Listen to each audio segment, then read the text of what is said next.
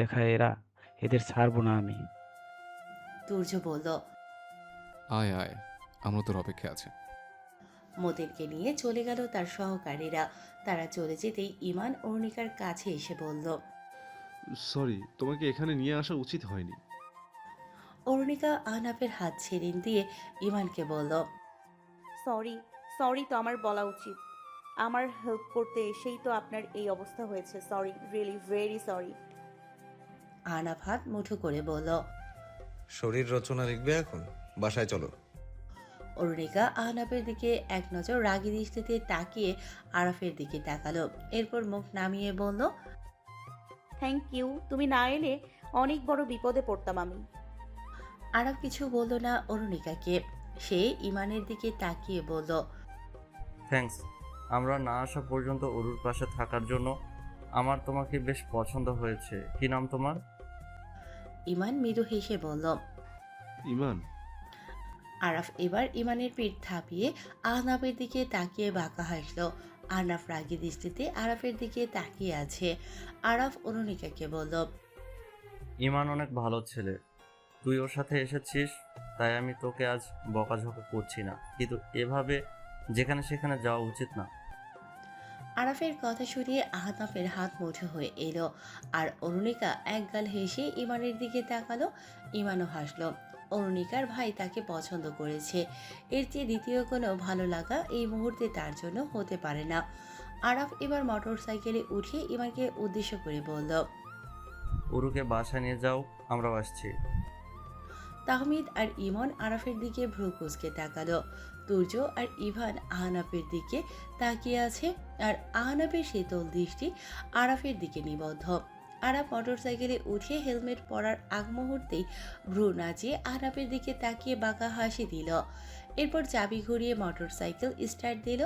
তাহমিদ আর ইমনও মোটরসাইকেলে উঠে বসল। ইমান অরুণিকাকে সামনে এগোতে ইশারা করতেই অরুণিকা আহনাফকে পাশ কেটে ইমানের সাথে চলে গেল। যাওয়ার আগ মুহূর্তে সেও এক নজর আহনাফের দিকে তাকিয়ে মুখ বাঁকালো। আহনাফ তা দেখে তার মোটরসাইকেলে জোরে পদাঘাত করতেই নিজের পায়ে ব্যথা পেল। ইমান আহনাফকে ধরে বলল। পাগল হয়ে গেলি নাকি? তুর্য মোটরসাইকেলে উঠে বসে বলল। তোর বন্ধু যে কাজ করেছে, করছে আর ভবিষ্যতে যে কাজ করার পরিকল্পনা রেখেছে, খুব বেশি দেরি না, তাকে সে খেতাবে দিতে হবে। আগে থেকেই পাবনায় সিট বুক করে রাখ। আহনাফ চৌধুরী নামে। নিজের পায়ে কোরাল মারে কেউ তোর কলিগ বন্ধু থেকে শেখে। আহনাফ চেঁচিয়ে বলল। ও আমার বউ, আরাফের কোনো অধিকার নেই ওকে ওই ইমানের সাথে যেতে দেয়ার। তুর্য বলল। শুধু মুখের বউ, কাজের কিছুই না। সেদিন রাতে ইমানের সাথে যেতে না দিয়ে ইভানকে বলে জয়দের সাথে পাঠিয়েছিলে, মনে আছে? তোর বউকে ফেলে এসেছিল তোর মায়ের বান্ধবীর মেয়ে, আর তুই কি করলি? মেয়েটাকে একটা সাহায্য করতে পারলি না, জাস্ট সেক্রেটারি পদ থেকে সরালি। ইভান বলল। আর সেই রাতে কি ইমান পারতো অর্ণিকাকে বাঁচাতে? আমরা না এলে ও কিছুই করতে পারতো না, আজও পারেনি। এখন বিকেল, এখন এমনিতে কিছু করতে পারবে না। আর এরাই কিছু করার মতো ছেলেও না। এরা জাস্ট হুমকি দেবে, টাকা নেবে, বাপ মা ডেকে এনে হট্টগোল করবে। আর ওদিনেরগুলো মাস্তান ছিল, ক্রিমিনাল ছিল। আহনাফ তুর্যের দিকে শক্ত মুখে তাকিয়ে আছে। তুর্য চলে যেতেই আহনাফ ক্ষীণ কণ্ঠে বলল। তুর্য কি বোঝাতে চাইলো? আমি আমার ওয়াইফকে প্রোটেক্ট করতে পারছি না? ওই ইমান ছেলেটা আমার সামনে আমার ওয়াইফকে নিয়ে গেল শুধুমাত্র আরাফের জন্য। ইভান বলল। তুই পরিস্থিতি এমন করে দিলি, আজ তোর কোনো বন্ধুই তোর পাশে নেই Ahnaf. Sorry to say, but you R wrong. You are not perfect for Arnika. Change your self, otherwise leave her. She deserve better than you. রুতবা ছাদে দাঁড়িয়ে চুল মুছছে। এমন সময় আহনাফকে ছাদে উঠতে দেখে হাত পা ঠান্ডা হয়ে গেল তার। ওভাবেই নেমে পড়লো ছাদ থেকে। আহনাফ রুতবাকে দৌড়ে নামতে দেখে ভ্রু কুঁচকে তাকালো তার যাওয়ার দিকে। চোখ সরিয়ে পুরো ছাদে চোখ বুলিয়ে দিতেই বাগানে চোখ পড়লো তার। চেহারার রং পাল্টে গেল মুহূর্তে। খালি টপগুলোর কাছে এসে গম্ভীর মুখে দাঁড়িয়ে রইল কিছুক্ষণ। হাত মুঠো হয়ে এলো তার। নাক মুখ লাল হয়ে গেছে, কপালের রং ভেসে উঠেছে। আহনাফ হনহনিয়ে নেমে পড়ল ছাদ থেকে। রুতবা পিপ হোলের দিকে তাকিয়ে আছে। আহনাফকে ছাদ থেকে নামতে দেখে কানে হাত দিয়ে চোখ মুখ খিচে রাখলো সে। যা ভাবলো তাই। মুহূর্তেই পাশের ফ্ল্যাট থেকে ভেসে এলো চিৎকার চেঁচামেচির শব্দ। রোদবা তাদের ফ্ল্যাটের দরজা হালকা খুলে পা টিপে টিপে পাশের ফ্ল্যাটের দরজার কাছে এসে দাঁড়ালো। ভেতরে আহনাফ আর আরাফের বাগবিতণ্ডা চলছে। অরুণিকার যে আহনাফের চারাগুলো চুরি করে ইমানের সাথে সেই মাঠে লাগিয়ে এসেছে তা পুরোপুরি পরিষ্কার। এদিকে আরাফ তো বেশ খুশি, শব্দ করে হেসে বলছে। উচিত কাজ করেছে অরুণিকা। এই নিয়ে দুই ভাইয়ের মধ্যে যুদ্ধ চলছে। আরাফের দল ভারী, কারণ তাহমিদ ও আরাফের পক্ষ নিয়েছে। অন্যদিকে ভেতরে আর কারো শব্দ শোনা যাচ্ছে না। বাকিরা হয়তো চুপচাপ তামাশা দেখছে। রুতবা মনে মনে ভাবল, ওরু তো বড় বাচ্চা বেঁচে গেল। আরাফ ভাইয়া আর তাহমিদ ভাইয়া তোর সাপোর্টে আছেন। এখন আহনাফ স্যার ওকে বকাবকি করতে পারবেন না। রুতবা সোজা হয়ে দাঁড়ালো। স্বস্তির নিঃশ্বাস ফেলে পেছন ফিরতেই চমকে উঠল সে। চিৎকার করতে যাবে তখনই তুর্য তার মুখ চেপে ধরল। রুতবা ভয়ার্ত দৃষ্টিতে তুর্য আর তার পাশে দাঁড়ানো ইভানকে দেখে শুকনো ঢোক গেল। মনে মনে ভাবল, হাই হাই, আহনাফ স্যারের টিম তো বাইরে, এই জন্যই তো হেরে যাচ্ছিল স্যার। এখন ইভান আর তুর্য স্যার যদি জানতে পারেন অরুণিকা চৌধুরী, তুই তো খতম। তুর্য রুতবাকে ছেড়ে দিতেই রুতবা মাথা নিচু করে দরজার সামনে থেকে সরে দাঁড়ালো। ইভান শীতল কণ্ঠে জিজ্ঞেস করলো। দরজার কাছে কি? রুতবা চোখ মুখ খিচে দাঁড়িয়ে আছে। তুর্য ভেতর থেকে চেঁচামেচির শব্দ শুনে বলল, ঝগড়া দেখতে এসছে বোধ হয়। ভেতরে তো চৌধুরী চৌধুরী মারামারি লেগেছে মনে হচ্ছে। ইভান আর তুর্য ভেতরে ঢুকে পড়ল। রুতবা দ্রুত তার বাসায় ঢুকে ফোন করে অরুণিকাকে পাশের ফ্ল্যাটের গুরুত্বপূর্ণ শিরোনামটি দিয়ে দিল। অরুণিকা সব শুনে হাসতে হাসতে বিছানায় বসে পড়ল। রুতবা ভ্রু কুঁচকে বলল, তুই হাসছিস? মেইন তিনটাই তো তোর ক্যাম্পাসে, তোর কপালে দুঃখ আছে সোনা। তুর্য শেখ আর ইভান রহমান আমার কিচ্ছু করতে পারবে না। আর ওই বোমটাকে তো আমি দেখে নিব। এখন আর রিভেঞ্জ অফ নেচারের ওয়েট করব না। এখন রিভেঞ্জ অফ অরুণিকা চলবে। দেখ তুই ওই গ্রেনেডের সাথে আমি কি করি। গ্রেনেড? কারণ চাবি আমার কাছে, আমি চাবি ফেললেই সে ফাঁসবে। তুই জাস্ট আমাকে নিউজ দিস। বেচারা এই জন্মে আর গাছ লাগাবে না, দেখিস। তার হাজার হাজার টাকার গাছ দান করে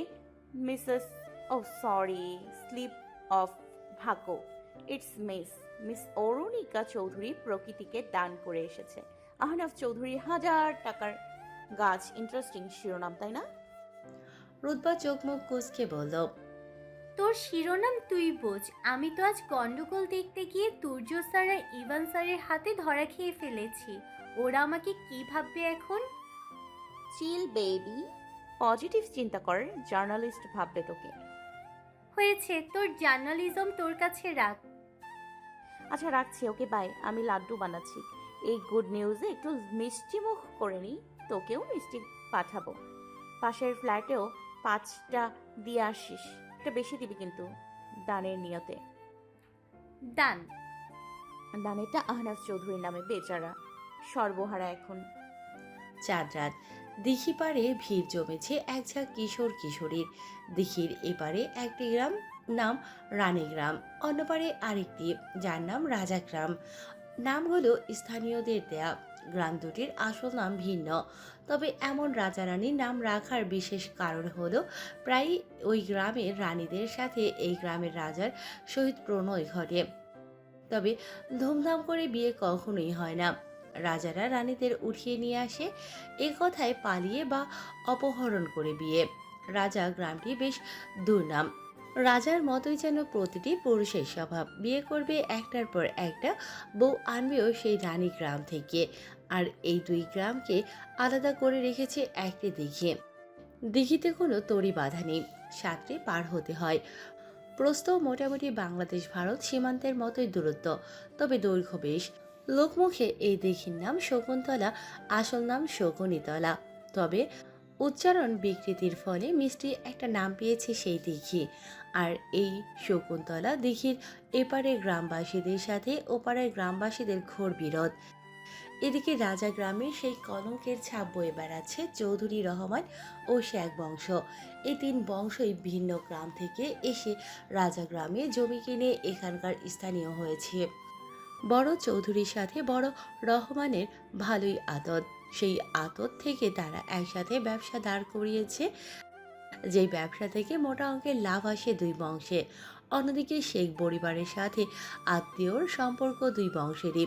এভাবেই এই তিন বংশ রাজা গ্রামের সভ্য বংশ হিসেবে পরিচিত লাভ করেছে। এই তিন বংশ বাদে বাকিরা যেন উঠে পড়ে লেগেছে গ্রামের সম্মান নষ্ট করতে। বড় চৌধুরী ও তার ভাই ছোট চৌধুরীর মোট 4 সন্তান। সবাই সৃষ্টিকর্তার দয়ায় পুত্র সন্তান লাভ করেছেন। রাজা গ্রামটিকে তাই পুরুষ সন্তানদের ভূমি বলা হয়। এই গ্রামে ছেলে সন্তান বেশি হয়। এর বিশেষ কোনো কারণ আছে কিনা তা কেউ বের করতে পারেনি। তবে লোকেরা পুরুষ সন্তানের জন্মভূমির এই গ্রামটিকে শক্তিশালী গ্রাম মনে করেন। তাদের মতে নারীরা দুর্বল, অন্যদের উপর নির্ভরশীল, আর সেই ধারণা থেকেই তারা মনে করেন নারী সন্তান হলেই যেন এই গ্রামে অশুভ কিছু হবে। এমন কুসংস্কারচ্ছন্ন গ্রামে 3টি শিক্ষিত সভ্য বংশের বংশধরেরও রয়েছে আলাদা চারিত্রিক বৈশিষ্ট্য। প্রথমটি চৌধুরী বংশ। বড় চৌধুরী সাহেব বেশ রাগী স্বভাবের মানুষ, পেশাদার ডাক্তারি, বউ এনেছেন অন্য অঞ্চল থেকে, তিনিও আবার স্কুল শিক্ষিকা। সেই গ্রামের প্রথম শিক্ষিত বউ তিনি। গ্রামের অন্যান্য নারীরা প্রায়ই তার কাছে এসে পরামর্শ চায়। বেশ নামডাক মিসেস চৌধুরীর। অন্যদিকে ছোট চৌধুরী সাহেব বেশ শান্ত মানুষ ছিলেন। ডাক্তারি পড়ে বিদেশ পাড়ি জমিয়েছিলেন, বিয়ে করেছিলেন আমেরিকান রমণীকে। তবে পারিবারিকভাবেই সেই বিয়ে হয়েছিল, কিন্তু দুজনই সড়ক দুর্ঘটনায় মারা যান। তবে রেখে যান তাদের একমাত্র পুত্র তৌসিফ শাহরিয়ারকে। বড় চৌধুরী সাহেব তার ভাইয়ের ছেলে তৌসিফ শাহরিয়ারকে আদর যত্ন কম করেননি। পরবর্তীতে তৌসিফ শাহরিয়ারও ডাক্তার হয়ে বের হন, বিয়ে করেন তার বড় চাচার পছন্দে। তবে তার একমাত্র পুত্র তাহমিদ শাহরিয়ার সাইকোলজি নিয়ে পড়াশোনা করছে, পাশাপাশি টুকটাক কবিতা লিখে সে। তাহমিদ এই বংশের একমাত্র শান্ত ছেলে, যে পরিবারের সব নিয়ম মেনে চলে, বলা যায় দাদার চরিত্রের অধিকারী। তবে বড় চৌধুরী সাহেব নিজেই 3 সন্তানের বাবা। তার সব সন্তানই ডাক্তার। বড় ছেলে আরফিন চৌধুরী, যার একমাত্র সন্তান আরাফ চৌধুরী। আরাফ খুব তিরিক্ষি মেজাজের ছেলে, তবে সেও পরিবারের নিয়ম অমান্য করেনি কখনো। দাদাভক্ত নাতি সে। আপাতত সে চৌধুরী বংশের কনিষ্ঠ ডক্টর হতে যাচ্ছে। তার মা মারা গিয়েছিল অনেক বছর হচ্ছে, আত্মহত্যায় মৃত্যু। কী কারণে যে তিনি আত্মহত্যা করেছেন তা এখনও অজানা। স্ত্রীর মৃত্যুতে আরিফিন চৌধুরীর পেশাগত দিকে অনেক ঝামেলা হয়েছিল, থানায় অনেক দৌড়াদৌড়ি করতে হয়েছিল তাকে। তবে ক্ষমতা ছিল দেখেই মামলা থেকে বেঁচে ফিরেছেন আরিফিন সাহেব। ওদিকে মায়ের মৃত্যুর পর আরাফ অভদ্র হয়ে ওঠে, কারো কথা শোনে না সে, নিজের যা ইচ্ছে তাই করে। দাদা তার নাতিকে বেশ ভালোবাসেন, তাই তাকে বাধা দেননি কখনো। মা মরা ছেলে আরাফের সব কথা মেনে নেওয়া শুরু করেন তিনি। অন্যদিকে বড় চৌধুরীর মেজ ছেলে জুবায়ের করিম চৌধুরী। তবে তার স্ত্রী নিহারিকা সেই বংশের অপছন্দের পাত্রে। পারিবারিক নিয়ম ভেঙে প্রেম করে বিয়ে করেছিলেন জুবায়ের সাহেব। সেই বংশের একমাত্র কন্যা সন্তানের বাবা তিনি। অরুণিকা চৌধুরী তারই সন্তান। নিহারিকা বেশ মিষ্টি মেয়ে ছিলেন, অথচ শাশুড়ি আর স্বামী ছাড়া আর কারোরই ভালোবাসা পাননি তিনি।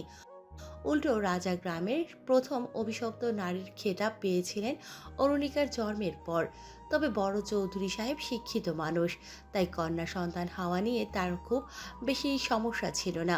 তবে অরুণিকা দাদার খুব একটা ভালোবাসা না পাওয়ার মূল কারণ তার বাবা প্রেম করে মাকে বিয়ে করেছিল। ওদিকে বড় চৌধুরীর কনিষ্ঠ সন্তান আমির চৌধুরী ও তার স্ত্রী শিরিন সুলতানা সেই বংশের সকলের চক্ষুমণি। বর্তমান আমির সাহেব ও শিরিন সুলতানার কথাই সব কিছু উঠে বসে। তাদের 2 সন্তান আহনাফ চৌধুরী ও আবরার চৌধুরী। আবরার 10 বছর বয়সে 10তলা ভবন থেকে পড়ে মারা যায়। আর আহনাফ চৌধুরী সেই বংশের একমাত্র অভদ্র সন্তান। বাবা মা দাদা দাদি চাচা চাচি কাউকে ভয় পায় না সে। নিজের ইচ্ছে মতো চলে, যা ইচ্ছে করে। বাকিদের কোনো সুপারিশ যদি পরিবারের বড়দের কাছে করতে হয়, একমাত্র আহনাফকে হাত করতে পারলেই সম্ভব। আহনাফ খুব চমৎকারভাবে বড়দের ম্যানিপুলেট করতে জানে। অরুণিকার জীবনের সব সিদ্ধান্তে সেই তার পরিবারকে ম্যানিপুলেট করেছিল, যার দরুন অরুণিকার ঠিকানা আজ তার মামার বাড়িতে। রাজা গ্রামে চৌধুরী বংশের পর দ্বিতীয় শিক্ষিত বংশ রহমান বংশ। সেই বংশের আপাতত শেষ দুই বংশধর ইভান রহমান আর ইমন রহমান। তারা যমজ, অথচ দুজনের মধ্যে আকাশ পাতাল ব্যবধান। একজন গম্ভীর, অন্যজন চঞ্চল। অন্যদিকে শেখ বংশের আপাতত শেষ বংশধর তুর্য শেখ, যে পুরো গ্রাম আর বংশের একমাত্র পরিচিত মুখ, রহস্য ব্র্যান্ডের প্রধান গায়ক হিসেবে। গ্রামের এমন কোনো মানুষ নেই যে তুর্যকে ভালোবাসে না।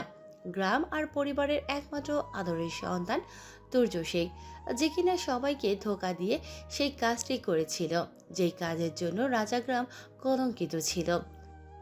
চাঁদ রাতে দিঘির পাড়ে বসে থাকা কিশোর কিশোরীদের ঝাঁক এখন আর দেখা যায় না। দিঘির দুপাশে কাটা তারের বেড়া। বর্ষা এলেই এখন দিঘির দুধারে পানি উপচে পড়ে, অথচ সেই পানিতে সাঁতার কাটতে দেখা যায় না কাউকে। তবে সেই চাঁদ রাতে দিঘির পাড়ে ভিড় করা কিশোর কিশোরীর ঝাঁকের মধ্যে এক জোড়াতে ছিল তীব্র প্রেম, অন্য জোড়াতে কি ছিল তা এখনো রহস্য।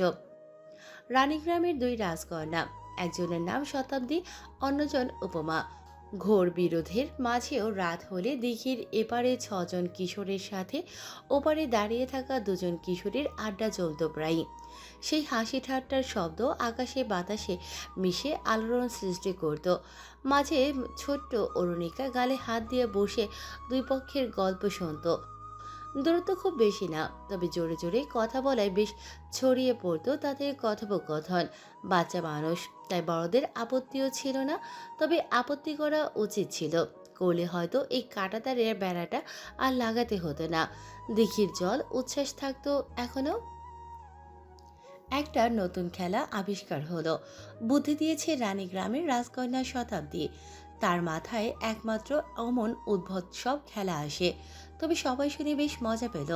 খেলাটি ছিল দিঘিতে এপারের একজন নুড়ি পাথর ছুড়বে, যার পাথরটি অন্য পারে গিয়ে পৌঁছবে সেই জয়ী হবে, আর যারটা পৌঁছতে পারবে না, দিঘির জলে হারিয়ে যাবে, তাকে ওপার থেকে প্রশ্ন করা হবে। যে সেই প্রশ্ন নয়, ভয়ঙ্কর প্রশ্ন, যেমনটা সত্য মিথ্যার খেলায় হয় সেরকম। ব্যাস, খেলা শুরু হয়ে গেল। রানীগ্রাম শক্তিতে দুর্বল, প্রায়ই হেরে যায়, তবে রাজা গ্রামের 6 জন কিশোর একেবারেও হারেনি। প্রশ্নটা তাই তারাই রানীগ্রামের উদ্দেশ্যে ছুড়ে দেয়। কখনো আরাফের কৌতূহলী প্রশ্ন, ওপারে সাঁতরে এলে কি তোমরা আমাদের মেরে ফেলবে? শতাব্দীর উত্তর আসে প্রতিধ্বনিত হয়ে। এসেই দেখো, কোন দিকে খুন হয়ে যাও বলা তো যায় না। কখনো শোনা যায় আহনাফের বিদঘুটে শব্দ, পানিতে 4 বার ডুব দিয়ে এসো। আর তখনই কয়েকটা মেয়ে ডুব দিয়ে উঠে বলে, আমরা যদি একবার পৌঁছাতে পারি, তোমরা তো শেষ। আর উত্তরে আহনাফ অট্টহাসি হেসে বলে, ঘুম থেকে উঠে পড়ো, তোমাদের স্বপ্ন দিঘির জলে ডুবে গেছে। এদিকে ইভানের জ্ঞানী প্রশ্ন। রানীগ্রামের রানীরা এত দুর্বল কেন হয়? এই প্রশ্নের কোনো উত্তর আসে না, শুধু মুখ চাওয়াচাবি হতে থাকে। তুর্য সেই সুযোগে ছুড়ে দেয় তার শয়তানি প্রশ্ন। রানী, গ্রামের রানীদের বিয়েতে কাবিন কত দিতে হয়? শতাব্দীর উত্তর আসে, সামর্থ্য নেই তোমাদের। উঠিয়ে নিয়ে যাওয়া রাজারা সেই প্রশ্নের উত্তর জেনে কি করবে? বলি দেখো, আমরা শিক্ষিত রাজা, অনেক ধনী, উঠিয়ে এনে খরচে ভাটা ফেলবো না। তাহলে শোনো, হৃদয় দিতে হয় কাবিনে, ছেড়ে গেলে যেন দুঃখ পেয়ে ফিরে আসে। ছেড়ে গেলে আবার কিসের দুঃখ? রানী বিরহ যন্ত্রণা বুঝিবে না তুমি হে রাজা। রাজার মন বাঁধে না এক রানীতে, তাদের বহু বিবাহই অন্য রানীর সাজা। কাবিনে যদি হিয়া করো দান, তবেই বুঝিবে রানীহীনা রাজাবে মানান। শতাব্দীর এমন ছন্দ পেলানো পদ্ম বেশ পছন্দ তাহমিদের। সেও মিষ্টি প্রশ্ন ছুড়ে দেয়, কি ভালো লাগে, কবিতা নাকি গান? শতাব্দীর হাসির ঝংকার ফিরে আসে, জোর গলায় সে বলে, কেউ যদি হয় কবি, হব তার কবিতা। যদি বাঁধে সুর, হয়ে যাব তার গীতা। অন্ধকারে মিষ্টি হাসে তাহমিদ, বেশ মিষ্টি কণ্ঠ মেয়েটার। তখনই ইমনের উদ্ভট প্রশ্ন শোনা যায়। ওখানে কি আছে যা এখানে নেই? উপমা জোর গলায় বলে। সম্মান আছে ওখানে হয়তো নেই। কিভাবে বুঝলে? দেখলেই বোঝা যায়। এভাবেই চলতো তাদের কথোপকথন, আর রাতের অন্ধকারেই হারিয়ে যেত। দিনে তাদের প্রায় আসা হতো এদিকটায়, তবে গ্রামের হাটের রাস্তাটি পাশেই। দিনে ওখানে বড়দের বেশ আনাগোনা, সাহস করে তাই কেউ কথা বলতো না। যার দরুন কণ্ঠের ওপারে কে শতাব্দী কে উপমা, তা এপারের রাজা পুত্রগণের কাছে ছিল রহস্য।